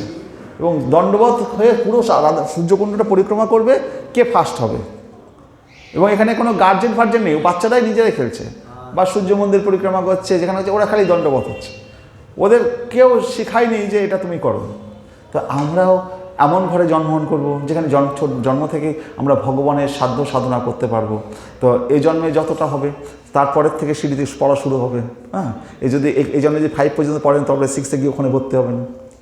তো আমরা কেউ পিছিয়ে যাব না, আস্তে আস্তে ধাপে ধাপে ধাপে ধাপে সেই আচার্যের কাছে যাবো, যেদিনকে আচার্য হাত ধরে নিয়ে বলবে যা এবার গোবিন্দের সাথে দর্শন করে, গোবিন্দকে দর্শন। হরে কৃষ্ণ। তাহলে রূপ গোস্বামীপাদ তিনি স্বরূপে রূপমঞ্জরী, এবং রূপ গোস্বামী একজন মঞ্জরী, নামরূপ মঞ্জরী। মহাপ্রভু পাঠিয়েছেন বৃন্দাবনে রাধা গোবিন্দের সেবা তার নিত্য ধর্ম, তিনি সেই কাজে বৃন্দাবনে এসেছেন। তাহলে বৃন্দাবনে মহাপ্রভু তাদেরকে রূপ গোস্বামী কেন পাঠিয়েছেন? বৃন্দাবনিয়াম রসকলি বাত্তাম কালেন রূপতাম নিজ শক্তি মুৎক সঞ্চার্য রূপে বাতন্যত পুনঃ সহ প্রভুবিধ প্রাগিব লোক সিস্টেম। বলছি যে তাদেরকে যে পাঠানো হয়েছে বৃন্দাবনিয়ম রসকলি বাত্তাম, বৃন্দাবনের যে রসকলি বার্তা, রাধা এবং কৃষ্ণের মধ্যে যে রসকলি বার্তা, গোপীদের সাথে যে কৃষ্ণের যে রসকলি বার্তা, কালেনও লুপ্তাম, কালের প্রভাবে সেটা লুপ্ত হয়ে গেছে। আর সঞ্চার্য রূপে বাতনত পুনঃ সব প্রবিধ প্রাগিব লোক সিস্টেম, যাতে সেই সময় তো পাহাড় ঘোর জঙ্গলে পুরো বৃন্দাবন ইয়ে আছে। সেই সমস্ত মোগলদের আক্রমণে কী হয়েছিল, সমস্ত বিগ্রহগুলোকে কোথাও কোথাও মাটির তলায় পুঁতে রাখা হয়েছে, আর কিছু বিগ্রহকে মানে গরুর গাড়ির মধ্যে ঘাস চাপা দিয়ে নিয়ে সেগুলোকে রাজস্থানের রাজবাড়ি ওখানে পৌঁছে দেওয়া হয়েছে। রাজস্থানে 3টে বিগ্রহ আছে, মদনমোহন গোবিন্দদেবজি মদনমোহন গোপীনাথ, রাজস্থানে 3টে বিগ্রহ আছে। তো ওই সময় মোগলরা ওই রাজস্থানের রাজাকে থেকে ভয় পেত, সে একটু শক্তিশালী ছিল। তো বৃন্দাবন থেকে লুকিয়ে সেই মূর্তিগুলোকে রাজস্থানে নিয়ে যাওয়া হয়েছে, দেখা হয়েছে। আর কিছু কিছু মূর্তি যেগুলো ওই সমাজের ব্রাহ্মণেরা কী করেছে, মোগলদের সম্রাটদের আক্রমণের ভয়ে তারা মাটির তলায় পুঁতে রেখেছে। চারিদিকে ঝোড় জঙ্গল হয়ে গেছে, কোথায় রাধাকুণ্ড কোথায় শ্যামকুণ্ড সব লুপ্ত হয়ে গেছে, কালেন লুপ্তাম। তখন এই রূপ গোস্বামী সনাতন গোস্বামীকে মহাপ্রভু পাঠালেন বৃন্দাবনে, আজ থেকে 500 বছর আগে। তারা গিয়ে বৃন্দাবনে সেই এক এক গাছতলায় এক এক রাত্রি যাপন করছেন আর রাধারানীর কাছে প্রার্থনা করছেন আমাদের এই লুপ্ত তীর্থকে উদ্ধার করার জন্য। আজকে বৃন্দাবনে যে এত যে মন্দির পায়, এত বিগ্রহ পায়, সব এই রূপ গোস্বামী সনাতন গোস্বামীর কৃপায়। রাধাকুণ্ড শ্যামকুণ্ড রূপ গোস্বামী সনাতন গোস্বামী খুঁজে পাচ্ছেন না, তখন মহাপ্রভু স্বয়ং এসছেন, মহাপ্রভু স্বয়ং বৃন্দাবনে এসছেন। এসে তখন ওই জায়গায় একটা জলা জায়গার মতো ছিল, ওখানে এসে মহাপ্রভু বসে বসে কাঁদছেন। তখন তারা জানতে পারলেন মহাপ্রভুর কাছে এইটাই হচ্ছে রাধাকুণ্ড আর এটা হচ্ছে শ্যামকুণ্ড। আবার ওই রাধাকুণ্ড শ্যামকুণ্ডটা দেখবেন, রাধাকুণ্ডটা বেশ সুন্দর দেখতে, আর শ্যামকুণ্ডটা একটু বেকাতারা। শ্যামকুণ্ডটা একটু বেকাতারা আছে না, পুরো চৌকো নয়। তার কারণ হচ্ছে এই যে গোবর্ধন পর্বতটা যে আছে, গোবর্ধন পর্বতটা একটা গরুর মতো। গরুর মুখটা যেমন শুয়ে থাকে, মুখটা এরকম থাকে না, পুরো বডিটা। গোবর্ধন পর্বতটা দেখবেন পিঠটা এরকম, হ্যাঁ বুঝলেন। আর মুখটা আছে ওই রাধাকুণ্ড শ্যামকুণ্ডের ওখানটায়। যখন শ্যামকুণ্ডটা খনন করা হবে সেই সময় স্বপ্ন দেখানো হলো যে ওই শ্যামকুণ্ড খননের সময় স্বপ্ন দেখা হলো যে ওইখানটায় মানে ওখানে খনন করতে গিয়ে মানে ওই গোবর্ধন যে তার গায়ে মানে মুখে আঘাত লাগছে। তখন স্বপ্ন দেখা হলো যে আমার আঘাত লাগছে, আমার মুখটা এই শ্যামকুণ্ড এখানে রয়েছে, তোমরা এই জায়গাটা বাদ দিয়ে আমাকে খননটা করো। তো ওই জন্য শ্যামকুণ্ডটা দেখবেন একটু বেঁকাতেরা করা, মানে পুরো চৌকা নয়। তো ওই গোবর্ধনের মুখটা, গোবর্ধন পাহাড় যে পাহাড়ের গরুর মতো, তার মুখটা ওইখানে আছে ওই শ্যামকুণ্ডের মধ্যে। তো এই রাধাকুণ্ড শ্যামকুণ্ড মহাপ্রভু এসে আবিষ্কার করে দিয়েছে। আজকে বৃন্দাবনে আছে এই যে এত কিছু আমরা দর্শন করার সৌভাগ্য পেয়েছি। তারপরে যখন নিত্যানন্দ প্রভুর যে স্ত্রী ছিলেন জাহ্নবী মাতা, সে প্রায় বৃন্দাবনে যত সব বিগ্রহ আছে তার বিগ্রহের পাশে সব আগে রাধারানী ছিল না, সব রাধারানীকে প্রতিস্থাপন করেছেন এই জাহ্নবী মাতা, নিত্যানন্দ প্রভুর স্ত্রী। তিনিও বিরাট শক্তিশালী ছিলেন। কেমন শক্তিশালী ছিলেন, একবার পরিবেশন করছে নিত্যানন্দ প্রভুর স্ত্রী জাহ্নবী মাতা, পরিবেশন করতে গিয়ে তার ঘোমটার আঁচলটা পড়ে গেছে, দুই হাতে তো খাবার, ঘোমটার আঁচলটা পড়ে গেছে। আর সব মহাজনরা বসেছেন, তাদেরকে প্রসাদ বিতরণ করছেন নিত্যানন্দ শ্রী জাহ্নবী মাতা, সাথে সাথে দু হাতে এখানেই রয়েছে। এখান থেকে দুটো হাত বেরোলো, বেরিয়ে ঘুমটাটা দিয়ে দিল। তার মানে সেই জাহ্নবী মাতা কতটা শক্তিশালী সে দেবী যে তার সঙ্গ থেকে আর দুটো হাত বেরোলো, বেরিয়ে সে ঘুমটা দিয়ে নিল। এ হচ্ছে নিত্যানন্দ প্রভুর স্ত্রী, এরা হচ্ছে স্বয়ং নিত্যানন্দ। তো ভগবান গৌরাঙ্গের মনোঅভীষ্টম, মানে ভগবান গোবিন্দের ভগবানের মহাপ্রভু যে অভীষ্টম, মনের যে আকাঙ্ক্ষা, সেগুলোকে পূরণ কে করেছে? এই রূপ গোস্বামী, সনাতন গোস্বামী। মহাপ্রভু তো গ্রন্থ লিখে যাননি, এই রূপ গোস্বামী, সনাতন গোস্বামী এরা সব গ্রন্থ লিখে গেছেন। হ্যাঁ, যেমন মানে হরিভক্তি বিলাস থেকে শুরু করে তারপরে হচ্ছে রূপ গোস্বামীর লেখা আছে বই, অনেক বই। হ্যাঁ, তো শ্রীচৈতন্য মনোভীষ্টম স্থাপিতম যেন ভূতলে স্বয়ং রূপ কদামজ্জম দদাতি সপদান্তিকম। এই গৌরাঙ্গ স্বরূপের যে মাধুর্য, তাতে যে রূপ গোস্বামী পাগল হয়েছেন, তাই বৃন্দাবনে রাধা গোবিন্দের লীলাভূমিতে বসে আক্ষেপ করছেন, সচৈতন্য কিম মে পুনরপি দৃশ্য যশ্বতে পদম। অর্থাৎ আমি কি আর সেই গৌরকে দেখতে পাবো? মহাপ্রভু তো অন্তর্ধান হয়ে গেছেন, রূপ গোস্বামী, সনাতন গোস্বামী বৃন্দাবনে রয়েছেন। তো তারা তো পুরীতে ছুটে আসতে পারতেন মহাপ্রভু অন্তর্ধান হওয়ার পরে, তারা কিন্তু আসেননি। তারা বৃন্দাবনে, যেহেতু মহাপ্রভু পাঠিয়েছে, বৃন্দাবন ছেড়ে তারা কোথাও যাবেন না, তাই বৃন্দাবনেই তারা রয়েছেন। একদিন সনাতন গোস্বামী সবার সামনে ভাগবত পাঠ শোনাচ্ছেন, সবাই শুনছে, গাছের থেকে একটা পাতা সনাতন গোস্বামীর গায়ে পড়েছে, সাথে সাথে পাতাটা আগুন জ্বলে উঠেছে। সবাই মিলে সনাতন গোস্বামী, প্রভু কী হলো, আপনার গায়ে পাতা পড়লো আর পাতায় আগুন জ্বলে ধরলো।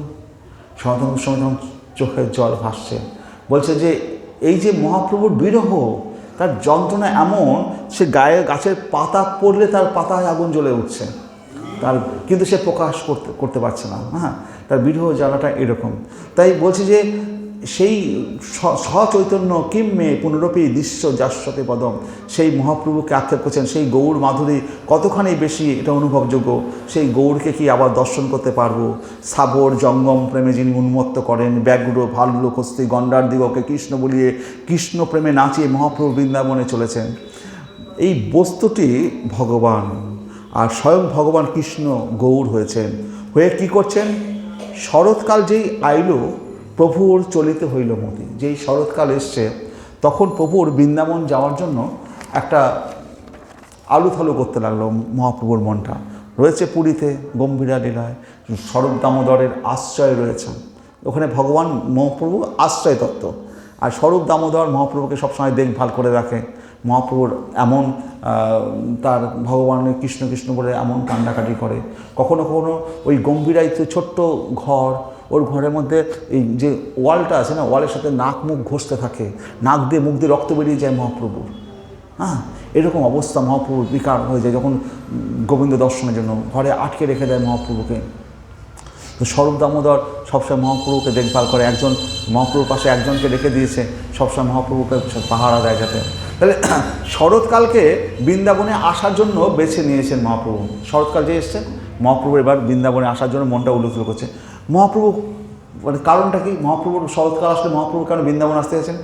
শরৎকালে গোপ বালাদের কৃষ্ণ অনুরাগ বৃদ্ধি পেয়েছিল।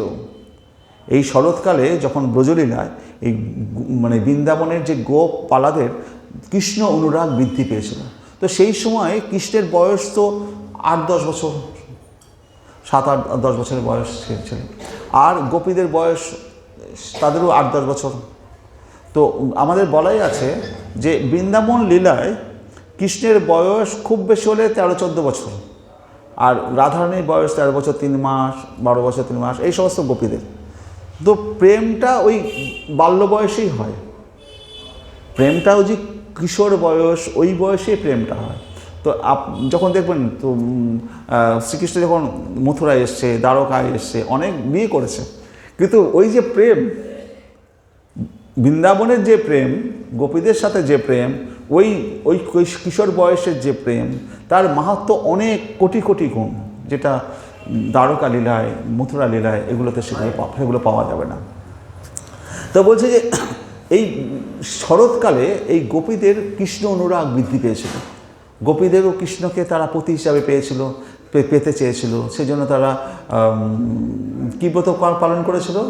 1 মাস ধরে কাত্যায়নী ব্রত পালন করেছিল, যে হে কাত্যায়নী দেবী, নন্দসুতকে আমাদের পতি করে দাও।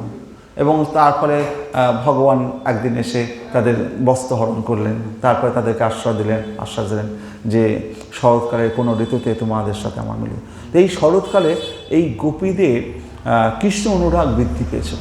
আর এই শরৎকাল যখন আসছে, মহাপ্রভুর ওই বৃন্দাবনে যাওয়ার জন্য তার মন আলুথালু করছে। কিন্তু কি করে যাবেন? তিনি তো আশ্রয় তত্ত্ব, রূপ স্বরূপ দামোদর, রায় রামানন্দ এরা যদি আমাকে পাঠায় তবে তো যাব। ভগবান যখন যে লীলাটা করেন সেই লীলাটা 100% করেন। আমি আগের দিনে বলছি না, ভগবান যখন যে লীলা, তিনি যখন কারোর আশ্রয় থাকবেন, তিনি তার কাছে আশ্রয়, হ্যাঁ, তিনি যে ভগবান তখন তিনি বুঝবেন না, সে যা করবে তাই হবে। তাই বলছে শরৎকালে কৃষ্ণ বলদেবের সঙ্গে গোপবালাদের সঙ্গে গোচারণ বনে গিয়ে সেখানে বেণু বাজিয়েছিলেন। সমস্ত জীবের মনোহারী সেই বেণুর গান শ্রবণ করে গোপীগণ কৃষ্ণ উন্মাদিনী হয়ে গিয়েছিলেন। অথচ তারা ঘর ছেড়ে যেতে পারছেন না, ঘরে বসে বসে কৃষ্ণলীলা ধ্যান করেন। বহাপিরম নটবর বপু কন্যকারম বিভ্রদাস কনক কপিসম বৈজিতাঞ্চ মালম রন্ধন বেণু অধর সুধায়া পুরয়ন গোপ্যবিন্দৈ বৃন্দারণম সপদ রমণম প্রাবিশদ গীত কীর্তি। বলছে বহাপিরম নটবর বপু, মাথায় ময়ূরপুচ্ছ, নটবর বপু, যেমন বর সেজে মানুষ বিয়ে করতে যায় সেরকম মা যশোদা সাজিয়ে দিয়েছে, মাথায় ময়ূরপুচ্ছ দিয়ে, মাথায় পাগড়ি দিয়ে মা যশোদা যেমন সাজিয়ে দিয়েছে, কোমরে বেণুটা রয়েছে, হাতে লাঠি রয়েছে, এবং সে নটবর, মানে যেন বিয়ে করতে যাচ্ছে, নটবর সেজে। বহাপিরম, মাথায় ময়ূরপচ্ছ দিয়ে নটবরের সঙ্গে, কানে সেই কন্যকারম সেই দুলছে, বিভ্র দাস কনক কপিসম বৈজয়ন্তী মালম, বৈজয়ন্তী মালায় গলায় দুলছে, রন্ধান বেণু অধর সুধায়া, হাতের বেণুতে তিনি অধর, মুখের অধরে সুধা মানে মধু দিয়ে সেই শব্দগুলোকে তিনি প্রেরণ করছেন। পুরয়ন গোপবিন্দই, পূরণ করছেন ওই বেণুর অধর সুধাগুলো, ফুটোগুলোকে। বৃন্দারণ্যম সপদরণম, সেই বৃন্দাবনের বনভূমিতে তিনি সপদরণম, খালি পায়ে তিনি হাঁটতে হাঁটতে সেই বৃন্দাবনের ভূমিতে তিনি যাচ্ছেন। সপদরণম প্রাবিশদ গীত কীর্তি, আর সঙ্গে সেই রাখাল বালকেরা ভগবান কৃষ্ণের গীত কীর্তি, ভগবানের কৃষ্ণের গুণগান গাইছে, যে আমাদের কৃষ্ণ কত বড়, আমাদের কৃষ্ণের সাথে যাচ্ছি হই হই করতে করতে, যখন বালকেরা যখন ছড়তে হই হই হই, মানে বাপুর গীত কীর্তি করতে করতে গোপ বালকেরা লক্ষ কোটি ধেনু নিয়ে সেই গরুর বাছুরগুলোকে নিয়ে যখন বৃন্দাবনে যাচ্ছে। সুখদেব গোস্বামী বলেন, মহারাজ কৃষ্ণের স্বরূপটি গোপীর মদন উদ্দীপক। এই দৃশ্যটা দেখে গোপীদের হৃদয়ে কৃষ্ণের প্রতি আরও কামনা বাসনা বৃদ্ধি পেয়ে যায়। তারা যখন গোবিন্দ সকালবেলায় যাবে, তারা যেখান থেকে থাকুক দূর থেকে সে গোবিন্দকে এই রূপটা দর্শন করবে, গোবিন্দ আজকে কেমন সেজেছে। আর গোবিন্দও তো খুবই চালাক, সে বারবার যে যে গোপীরা আসছে তাদেরকে দর্শন দিচ্ছে, এরকম উঁকি মেরে তাকাচ্ছে। কখনো গরুটার গায়ে মোছার নাম করে গোপীদের দিকে দেখে নিল, হ্যাঁ, কখনো গরুটাকে দাঁড় করিয়ে দিল। হ্যাঁ, গোবিন্দও এইভাবে তাদের মধ্যেও কামের যে উদ্রেক সেটাকেও বৃদ্ধি করায়। আপনি গোবিন্দকে ভালোবাসছেন, আরও যদি আপনার দিকে না তাকায় তো আপনার ভালো লাগবে? কদিন আপনি দেখবেন রোজ না তাকিয়ে চলে যাচ্ছে। কিন্তু গোবিন্দ কী করছে, তারা যে ভালোবাসছে সেই ভালোবাসার প্রতিদান হিসাবে গোবিন্দও তার উত্তর দিচ্ছে। কখনো কখনো গরুকে দাঁড় করে দিচ্ছে, কখনো দোতারাইকে দেখছে, সবাইকে। আবার এই এই জোড়া ভ্রু কীর্তন, নির্ভুরু কীর্তন, যেটা আপনারা দেখবেন বিশেষ করে দক্ষিণ ভারতে যারা নাচে মুখোশ পরে, তারা ভ্রুটা কি সুন্দর নাচায়, হ্যাঁ নাচায়। আমরা সেটা পারবো না। এটা হচ্ছে কৃষ্ণ ভ্রু কীর্তন, ভ্রুর দ্বারা গোপীদের সাথে কথা বলে। আবার কি করে, আজকে বৃন্দাবনে যাচ্ছে, এই গোপীদের সাথে আজকে কোথায় মিলিত হবে, কোন বনে মিলিত হবে, মুখে তো সবার সামনে বলতে পারবে না, হয়তো বাঁ কানে আঙুল দিয়ে নামলো। বুঝতে হবে বাঁ দিকের বৃন্দাবনে যেদিকে আছে ওই দিকের বনে আজকে কৃষ্ণ থাকবে। গোপীরা বুঝে গেল, আজকে গোবিন্দ ইশারা করে আমাদের বলে দিয়েছে বৃন্দাবনের বাম দিকে যে বনটা আছে ওই বনে আমরা যদি যাই গোবিন্দের দর্শন পাবো। এইভাবে গোবিন্দ তাদের সাথে প্রেমের আলাপটা করে। তাই এই শরৎকালে মানে গোপীদের সাথে যে প্রেম বিলাসটা হয়েছিল সেটা আজকে মহাপ্রভুর মনে পড়ে যাচ্ছে না। সেই মহাপ্রভু শরৎকাল আসলেই তার বৃন্দাবনে যাওয়ার জন্য মন আলুথালু করছে। তাই বলছি যে সুদেব গোস্বামী বলছে, মহারাজ কৃষ্ণের স্বরূপটি গোপীদের মনো উদ্দীপক হয়েছিল, কৃষ্ণ বিষয়ে কন্দর্প বৃদ্ধি পেয়েছিল গোপীদের। এইরূপে কৃষ্ণে যাচ্ছেন গোচারণে, ময়ূরপুচ্ছ ধারণ করে আছেন মস্তকে। নটশ্রেষ্ঠ যারা, অর্থাৎ নটশ্রেষ্ঠ নাটকে যারা রাজা হয়, নটশ্রেষ্ঠ, তাদের বাহু সুটাম এবং সুন্দর হয়। কর্ণকর্ণিকারম, দুই কানে ফুল। বিভ্রদাস কর্ণক কপিসম, বৈজয়ন্তী মালম, অর্থাৎ পীতাম্বর ধারণ করেছেন, বৈজয়ন্তী মালা ধারণ করে আমাদের গোবিন্দ চলেছেন বৃন্দাবনের পথে। সপদ রমণম, খালি পায়ে। রন্ধন বেণু অধর সুধায়া পুরয়ন গোপগোবিন্দ। বেণুর ছিদ্রগুলিতে অধর সুধার দ্বারা পূরণ করতে করতে, মানে বাঁশি বাজাতে বাজাতে গোপ বালাগণের সঙ্গে কৃষ্ণ বৃন্দাবনে প্রবেশ করলেন। গোচারণের ছলে বৃন্দাবন কেমন? সপদ রমণম, নিজ পদচিহ্নে ভূষিত যে বৃন্দাবন ভূমি, সেই বৃন্দাবন ভূমিতে প্রবেশ করলেন। এই যে স্বরূপ কৃষ্ণের সেই স্বরূপ গোপীদের পাগল করে দেয়। এই সে স্বরূপ, সেই শরৎকাল গোপীদের কৃষ্ণ অনুরাগ এবং কৃষ্ণ উদ্দীপনা বৃদ্ধি পেয়েছিল। সেই রাধা ভাবকে অঙ্গীকার করেছেন মহাপ্রভু আজ। ফলে তারও শরৎকাল যেমনি এসেছে, অমনি বৃন্দাবনে কৃষ্ণ দর্শনের জন্য তার ব্যাকুলতা বৃদ্ধি পেয়েছে। এ বড় বিস্ময়, বড় অদ্ভুত লীলা, কৃষ্ণের কৃষ্ণ দর্শনের জন্য লালসা। স্বয়ং গৌরাঙ্গ, স্বয়ং শ্রীকৃষ্ণ কৃষ্ণের কৃষ্ণ দর্শনের জন্য লালসা, যার জন্য তিনি পদব্রজে নীলাচল থেকে বৃন্দাবনে আসছেন রাধা ভাব অঙ্গীকার করে। ভাবেতে রাধা হয়ে তিনি কৃষ্ণ দর্শনের লালসায় নীলাচল থেকে আসছেন। কবিরাজ গোস্বামী লিখছেন, রামানন্দ স্বরূপ সঙ্গে নির্ভীতে যুকতি। কোন রামানন্দ স্বরূপ সঙ্গে নির্ভীতে যুকতি, রামানন্দ রায় এবং স্বরূপ দামোদর সঙ্গে নির্ভীতে যুকতি। তো নির্ভীতে তাদের সাথে যুক্তি করছেন। কি যুক্তি করছেন? তিনি কি করে বৃন্দাবন লীলায় বৃন্দাবনে পৌঁছাবেন, নির্ভীত যুক্তি করছেন। তো কোন ভগবান এইভাবে তার ভক্তের সাথে যুক্তি করে? যে আমি ভগবান আবার ভক্তের সাথে যুক্তি করবে কেন? কোন ভগবান এমন ভক্তের সাথে যুক্তি করে? তো আমরা দেখেছি যে যখন শ্রীকৃষ্ণ উদ্ধবের সাথে যুক্তি করত, উদ্ধব তো মন্ত্রী ছিল এবং পণ্ডিত মন্ত্রী, আর উদ্ধব ছিল একবারে স্বর্গের যে দেবতা বৃহস্পতির শিষ্য উদ্ধব। তো তার সাথে ভগবান গোবিন্দ যুক্তি করতেন, কিন্তু এইভাবে একেবারে স্বর্ণগত হয়ে যুক্তি করতেন না। এইভাবে যেভাবে মহাপ্রভু স্বরূপ দামোদরের সাথে যুক্ত করছেন, মহাপ্রভুর এই এক বিচিত্র লীলা। অসহায়ভাবে তিনি স্বরূপ দামোদরের কাছে জানচা করছেন যে আমাকে একটু বৃন্দাবনে যাওয়ার সুযোগ করে দাও। শরৎকাল এসেছে, তাই মহাপ্রভু আর থাকতে পারছেন না।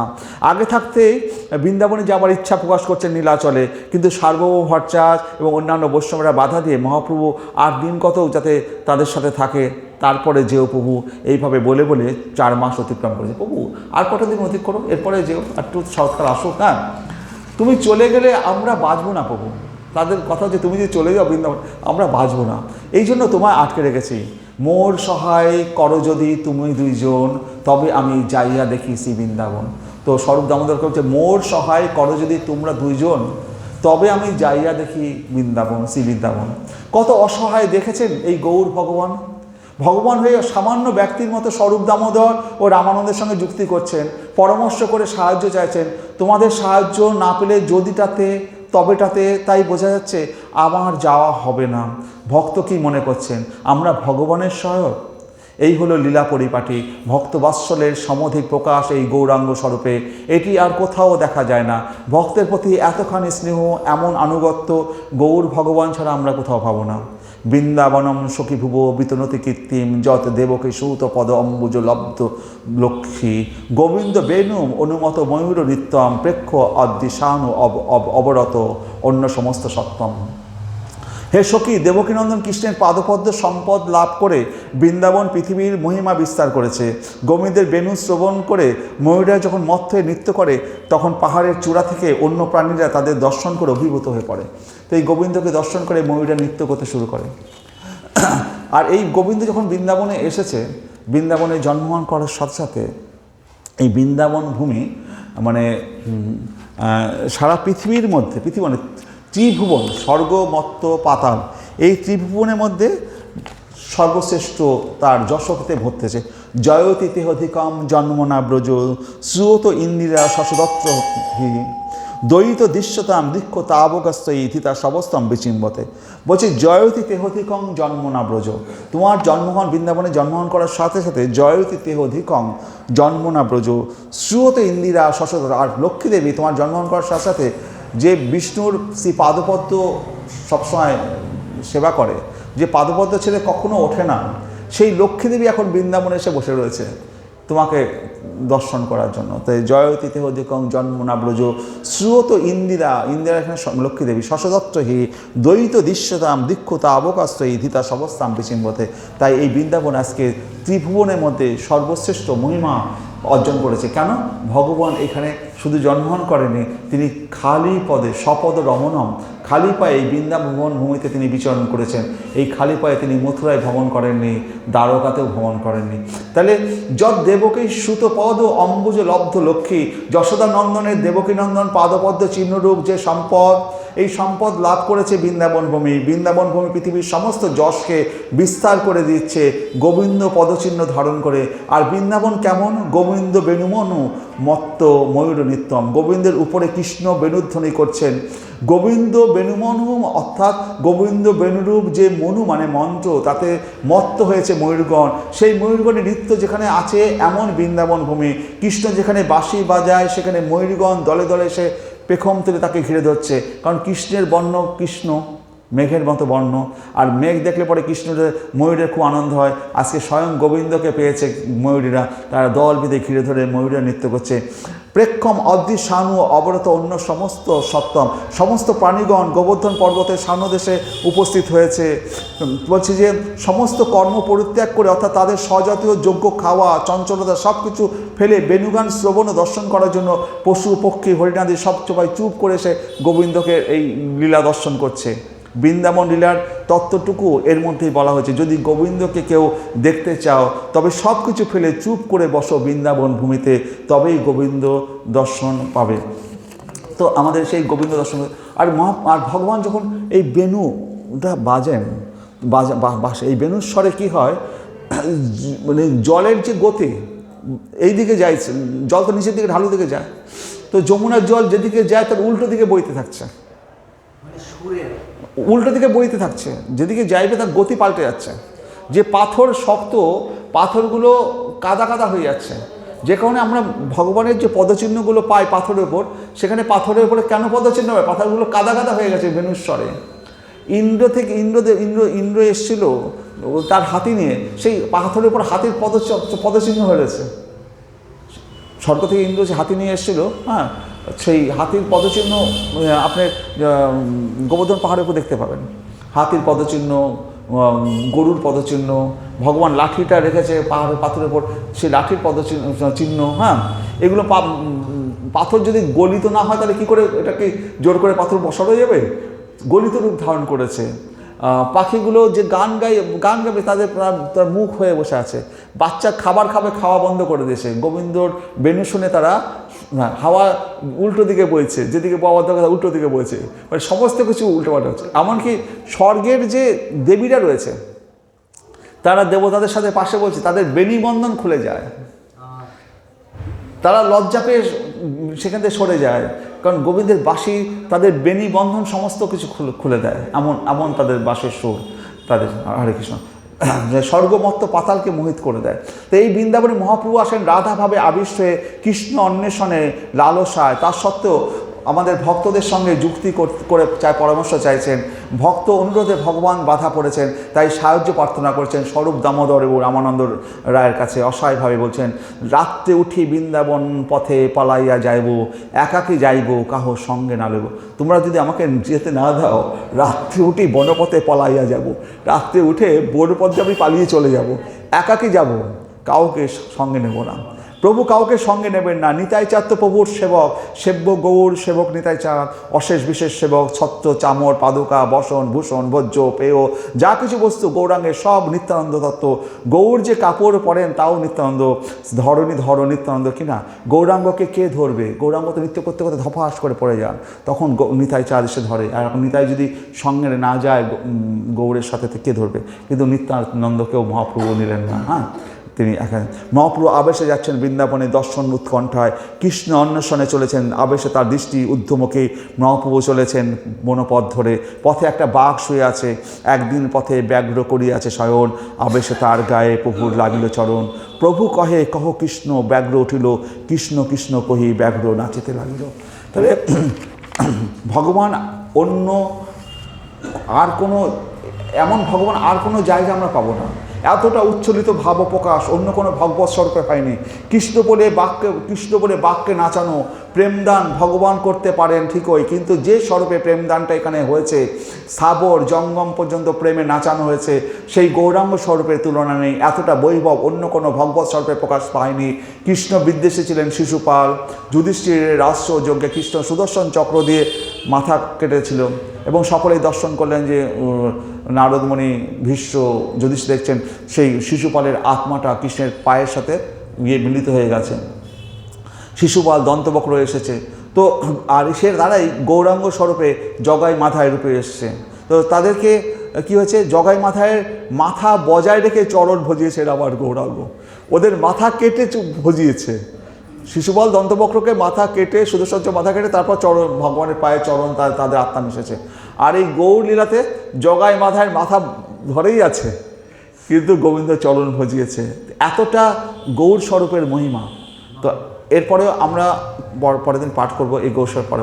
আপনারা এগুলো মনে রাখার চেষ্টা করবেন, যাতে পরের দিন যখন পাঠ করব, এগুলো তো রোজ রোজ বলা সম্ভব না। তো পুরনো জিনিস যদি ভুলে যান তো পরেরটা ধরতে অসুবিধা হবে। তো এটা আপনারা একটু মাথায় রাখবেন, আজকে যেটা পাঠটা হলো শুনে রাখবেন, তাহলে পরে চিন্তা করা। এই যে বাড়িতে গিয়ে যে স্মরণ মনন, এই স্মরণ করা, কি শুনলাম কি বললো, হ্যাঁ ভগবানের কথা একটু স্মরণ করার চেষ্টা, সেটাও কিন্তু বিরাট বড় সাধনা। বৃন্দাবনের যে বড় বড় সাধুরা তারা এইভাবেই স্মরণ করত, তারা তাদের ইয়েই ছিল স্মরণ করা, যে সাধনা করছে যারা বৃন্দাবন, তারা বিভিন্ন লীলা কথা স্মরণ। এই লীলার কথা স্মরণের মধ্যে কী হচ্ছে, এই ভগবত কথা স্মরণে আপনারা এই যে স্মরণ করছিলেন, শ্রবণ করছিলেন, শ্রবণম কীর্তনম স্মরণম। তো আমরা যতই ধ্যানে বসি না কেন মনটা এদিক ওদিক চলে যায়, কিন্তু কৃষ্ণ কথা যখন আমরা শুনছি মনটা কিন্তু এদিক ওদিক যায় না। এই কৃষ্ণ কথা শ্রবণের মধ্যে যেভাবে আমরা ভগবানকে সাথে একাত্ম হতে পারি, অন্য কোনোভাবে আমরা ভগবানের সাথে এইভাবে একাত্ম হতে পারি না। সেই কারণে আমাদের এই লীলাগুলো শ্রবণ কীর্তনের মাধ্যম দিয়েই আমাদের যে সাধনাগুলো হয়ে যাচ্ছে। আমাদের জন্য ওই এক পায়ে দাঁড়িয়ে এরমভাবে দাঁড়িয়ে সমস্ত এরকম জপ তপস্যার দরকার নেই।